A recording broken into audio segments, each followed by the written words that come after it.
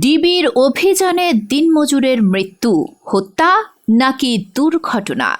শরীয়তপুরের জাজিরায় গোয়েন্দা পুলিশের অভিযানে প্রাণ হারিয়েছেন ৫৫ বছরের দিনমজুর মিলন ব্যাপারী। পরিবারের অভিযোগ এটি সরাসরি হত্যা। তবে পুলিশের বক্তব্য আতঙ্কেই মূলত মৃত্যু হয়েছে তার। শনিবার রাত ৯:৩০টার দিকে নাওডোবা ইউনিয়নের কালু ব্যাপারী কান্দি গ্রামে ঘটে এই ঘটনা। গোয়েন্দা পুলিশের মাদক বিরোধী অভিযানের সময় মিলনের মৃত্যু নিয়ে তৈরি হয়েছে বিতর্ক। পুলিশ জানায়, মাদক বিরোধী অভিযানে মোজাম্মেল নামে এক ব্যক্তিকে গাঁজা সহ আটক করার পর অভিযানের পরিধি বাড়ানো হয়। অভিযানের এক পর্যায়ে চিহ্নিত মাদক ব্যবসায়ী জামাল ব্যাপারীর বাড়িতে গিয়ে তাকে খুঁজতে থাকে ডিবি। সেই সময় মিলন ব্যাপারী আতঙ্কিত হয়ে মাটিতে পড়ে যান বলে দাবি গোয়েন্দা পুলিশের। কিন্তু পরিবারের দাবি ভিন্ন।